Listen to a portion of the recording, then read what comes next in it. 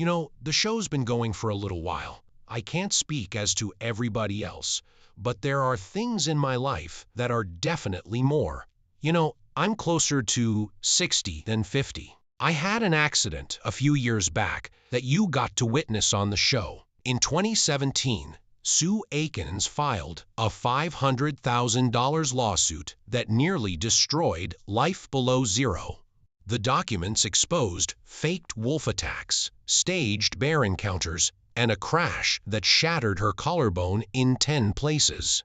But the most shocking detail was a single word executives used to describe her: expendable.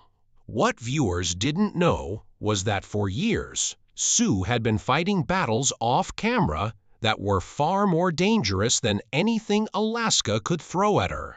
And when she finally spoke out, she revealed secrets that made 1/3 of the audience threatened to quit watching. Sue Aikens was born on July 6, 1963, in Mount Prospect, Illinois, during one of the hottest weeks of that summer. Her mother, Naoka, was only 19 years old and not ready to raise a child. She had dropped out of school to marry Sue's father, who worked long hours at a local factory. They lived in a small apartment on Elm Street, where most of the money went straight to rent. Sue's father came home late, covered in grease, and too tired to talk. Naoka stayed home smoking and watching soap operas, sometimes forgetting to feed her baby. Neighbors often knocked on the door, complaining about the crying. Nobody really listened. So even before she could talk, Sue started learning that if she wanted to survive, she'd have to figure things out on her own. When she was just over 2 years old, everything cracked. One night during a fight, her father hurled a coffee mug at the wall, shattering it inches from Naoka's head. That was the breaking point. The divorce that followed dragged on for months. Sue watched her mom count coins on the table just to buy groceries. After court, Naoka got only $45 a month in child support. They had to move above a laundromat where the machines rumbled day and night. Naoka waited tables for barely more than $1 an hour, and Sue was left with neighbors who sometimes forgot she was even there. She taught herself how to climb up the kitchen counters to reach food, usually crackers or peanut butter.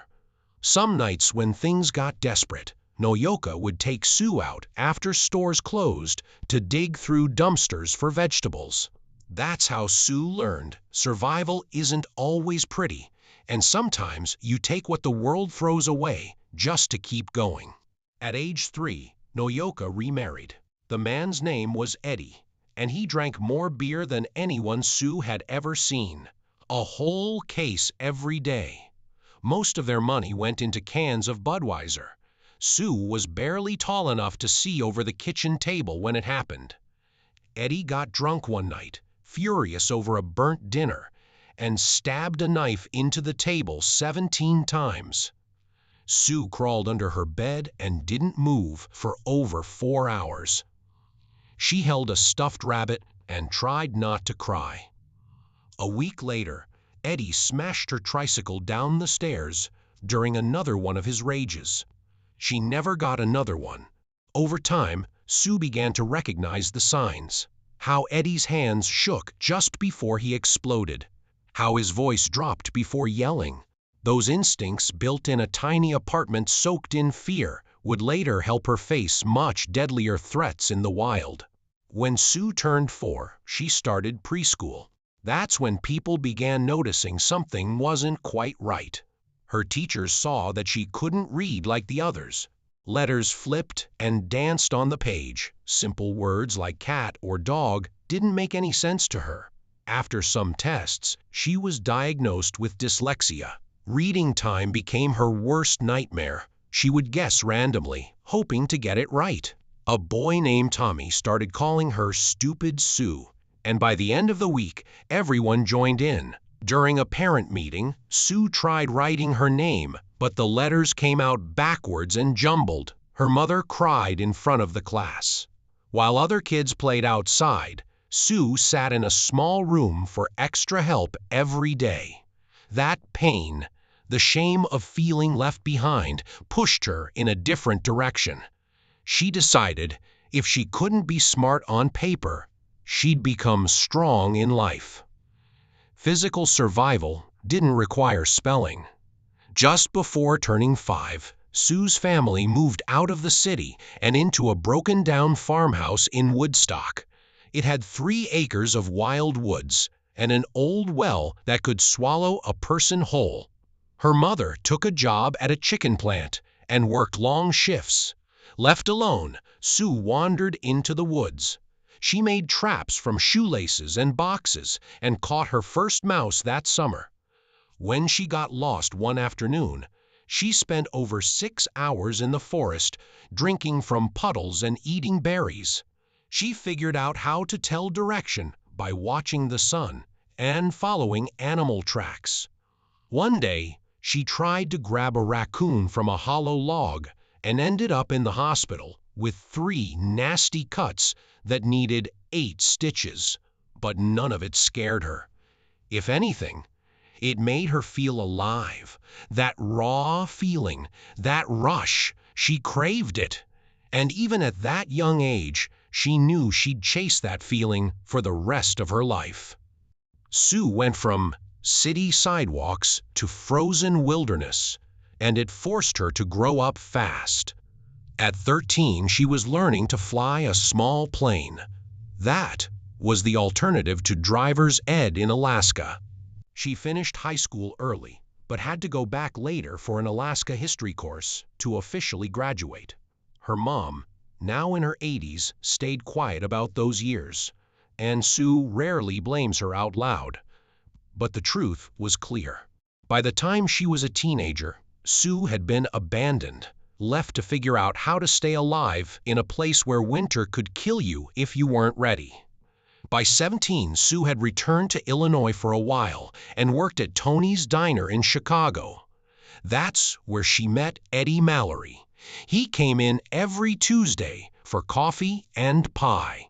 He was older, 25, a construction worker, making good money building apartments. They dated for only 47 days before eloping.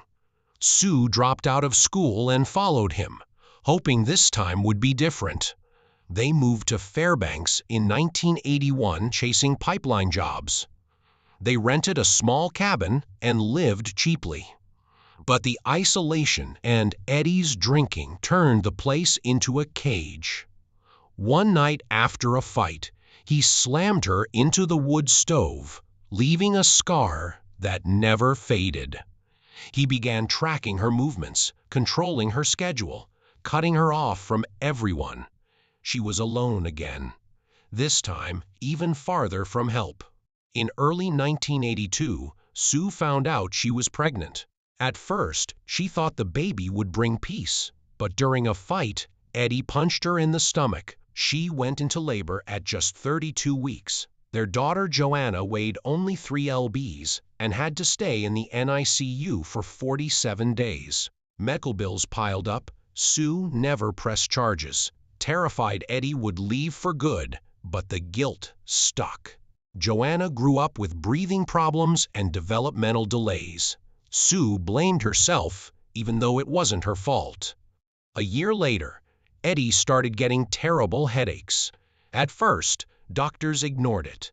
Then, an MRI showed the truth: a brain tumor. Stage 4. Sue became his caregiver. She gave him morphine injections, fed him, cleaned him, and worked overnight shifts at a truck stop to pay the bills. Over 14 months, he wasted away until he was skin and bones. On February 18, 1985, he died with Sue holding his hand. She was just 22 years old. The funeral was small. The grief was not. She sold everything they owned for a little over $8,000 and bought a one-way ticket to the edge of nowhere. Her first stop was Kotibu. No roads, just wild land. She pitched a tent near the river with a rifle and not much else. On the third night, a rabid wolf crept into her camp. She tried to shoot, but missed. Out of bullets, she grabbed a tent pole and tied a knife to it. After a brutal fight, she killed the animal. That wolf was her test, and she passed. She skinned it herself and traded the pelt for food. The locals began to respect her. She wasn't just another outsider. She was a survivor. Sue Aikens was only 23 when she walked straight into the frozen jaws of Alaska's wilderness. It was 1986, and she had just begun working as a fur trapper in the Brooks Range. Every day before sunrise, she set out alone into the biting cold with 50 snares to lay, walking over 15 miles in deep snow while temperatures hit 40 degrees. There were no shortcuts. She'd check each trap one by one, sometimes crawling through drifts waist-high. When she caught a lynx or wolverine, she had to skin it immediately, even if her hands were so numb she couldn't feel the knife slicing. Sometimes she slept in snow caves just to survive the night, but every frozen mile taught her something new about staying alive, and every scar was a step toward becoming unbreakable. A year later, Sue did something no one saw coming. She learned how to fly and became one of Alaska's youngest female bush pilots. She flew an old Cessna 172 across the Arctic, delivering cargo to remote villages. In March 1988, a whiteout hit mid-flight and her plane slammed into a frozen river at 80 miles per hour. The crash broke 3 ribs and shattered the windshield. She had no choice but to crawl from the wreck in 35 degrees by feeder, sat cold, and splint her ribs with duct tape. For 3 days, she waited, then somehow patched the plane's propeller with wire and flew it out herself. Before she saw a doctor, she delivered the cargo. Medicine for a sick child. The scars stayed, and so did a limp, but she kept flying. In 1989, she took a cooking job at the oil fields in Prudhoe Bay. She cooked for 100 roughnecks, working double shifts, battling heat from the industrial ovens while the wind outside froze everything solid. But the real threat wasn't the cold. It was the men. One of them, a foreman named Chuck, grabbed her during prep. She didn't flinch. Holding a 400-degree skillet inches from his face, she warned him once. The harassment didn't stop after that. LWD drawings, sabotaged meals, insults, but she endured it all. She slept with a knife under her pillow and kept a loaded .44 Magnum in plain sight. She finished the contract and left with $8,000, but she never forgot what it taught her about isolation and danger. Not long after, she started a guiding service. Wealthy clients paid for 10-day hunts in the Arctic, and she led them herself. One drunk businessman from Milwaukee fell 15 ft off a cliff while trying to show off. Sue found him hanging upside down, unconscious and bleeding. She had no rope, so she climbed down with bare hands and dragged him up, dislocating her shoulder in the process. She still guided the hunt for 6 days with her arm in a sling. He later sued her. In 1992, lightning destroyed a cabin she'd rented. Instead of quitting, she rebuilt it by hand. She worked 18-hour days for 6 weeks straight, hauling 200 BB logs, catching fish for meals, eating berries, and trapping small game. She lost 25 lb and suffered infections from blisters. Still, she finished the cabin. A local paper ran a story on her. Woman builds cabin alone in wilderness. That small piece of media was the first time anyone noticed just how unstoppable Sue really was. The following year, she leased a run-down oil camp near the Kavik River. It cost her just $1 a year, a deal that almost sounded fake. The place was crawling with garbage and bears. Within days, a black bear charged her from the fog. She'd later name him Marty. That encounter made it clear she wasn't just cleaning up a mess. She was walking into a war zone. But she stayed.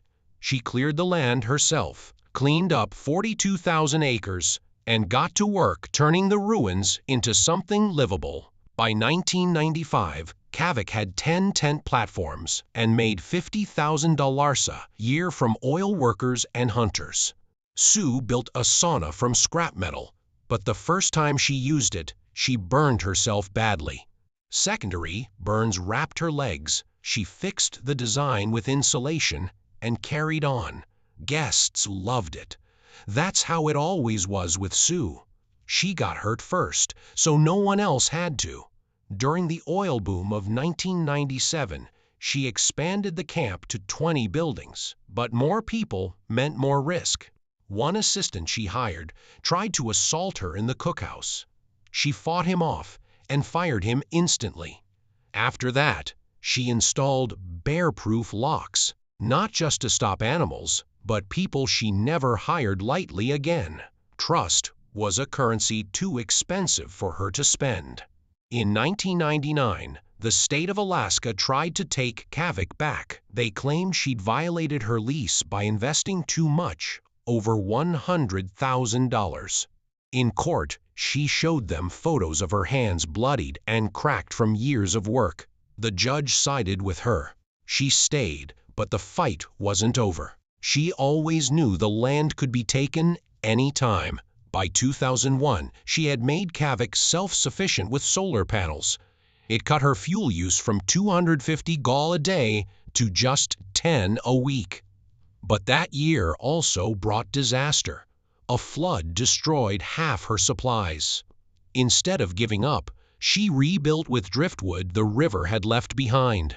She never waited for help. Nature knocked her down, and she built back stronger using what it gave her.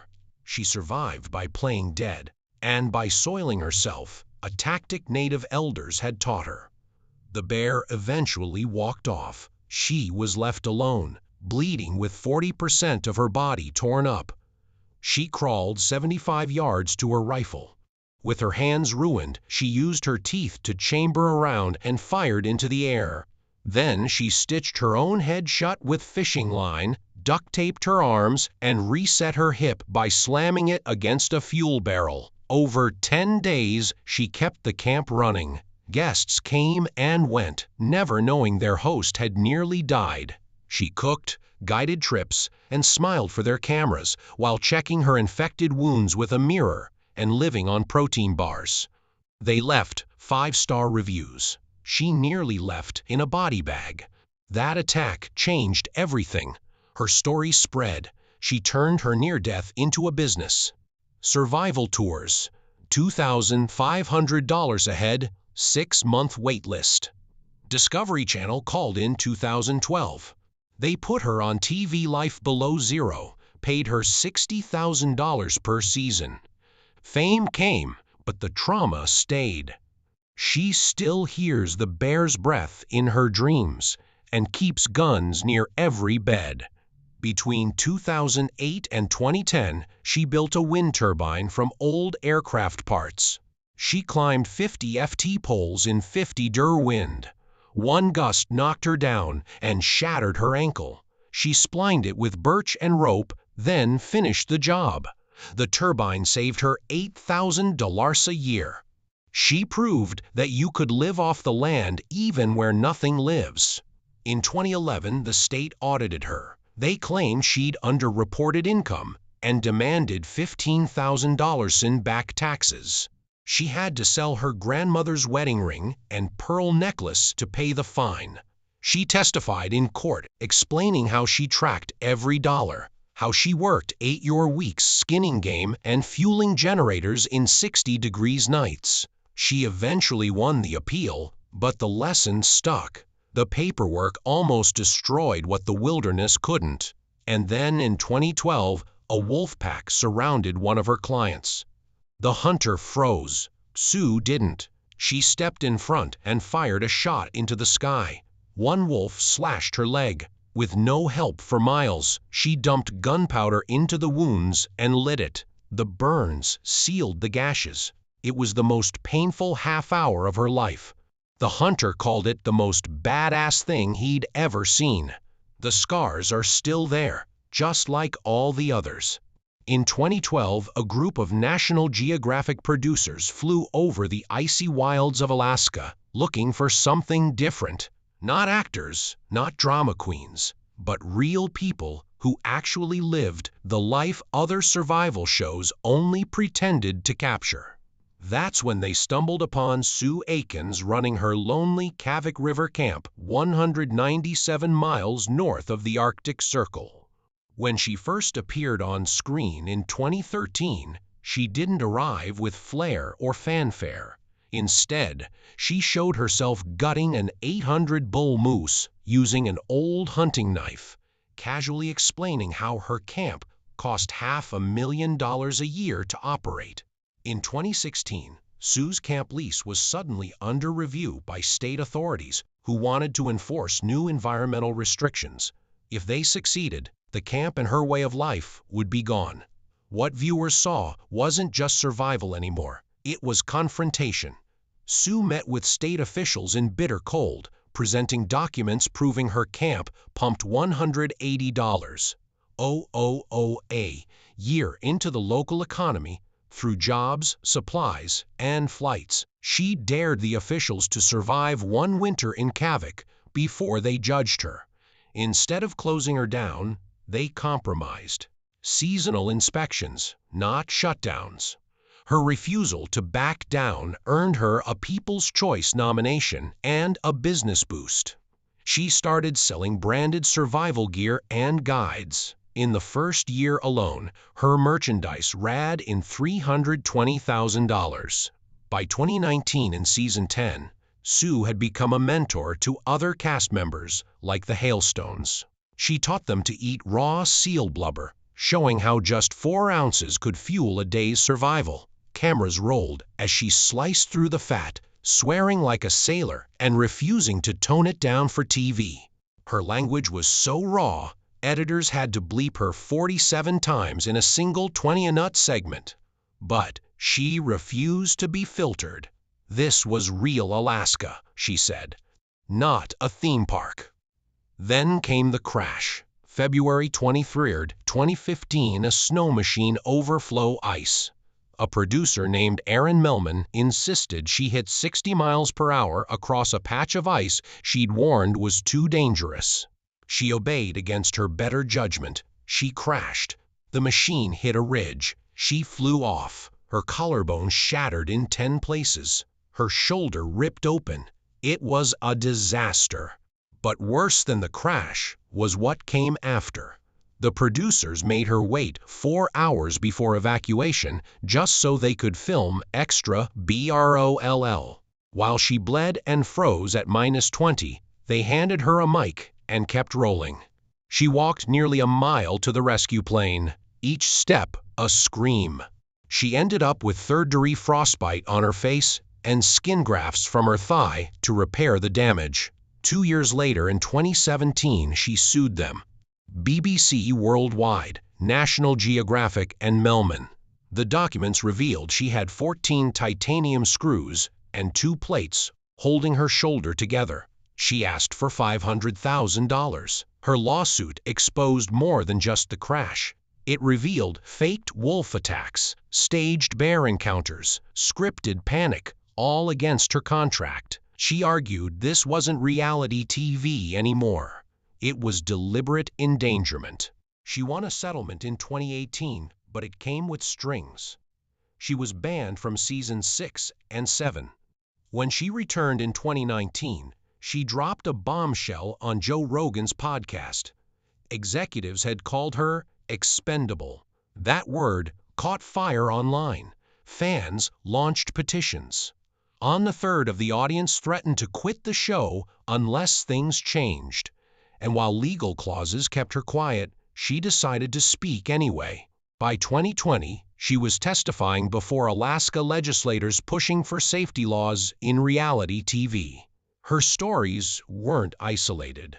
Other reality cast members had suffered in silence. Her advocacy led to new bills. Producers filming in extreme zones would need certified medical staff, and cast members would have legal protection if they reported abuse.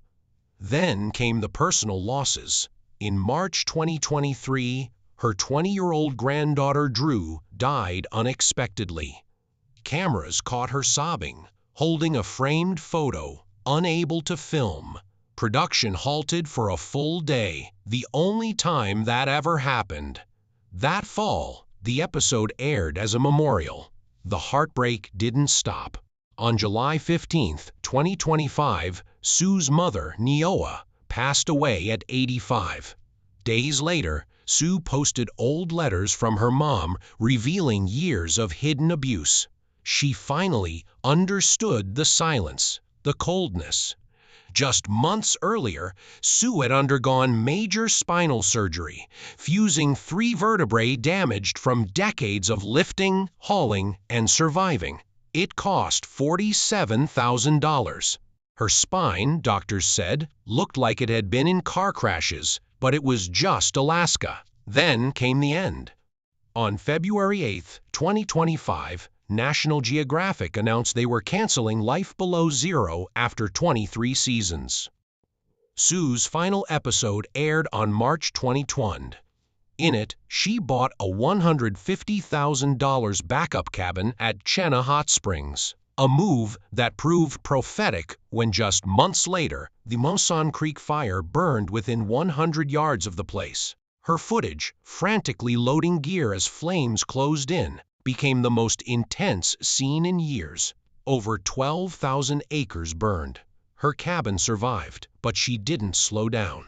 In October 2025, now 62, she teamed up with survival expert Michael Heinrich to turn Geographic into a wilderness school.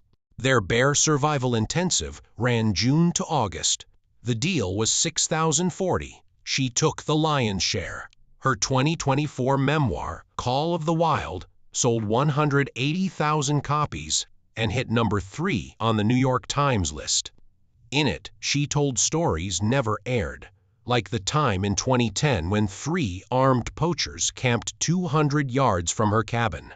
But she stayed hidden with a loaded rifle, snapping license plate photos from the shadows. Or the time she found a human skeleton near her property, a missing hiker from 2009. Hollywood came knocking, offering 6-figure deals for film rights. Still, a battle remains. The Alaska Department of Natural Resources wants to terminate her lease, unpaid fees, and environmental concerns.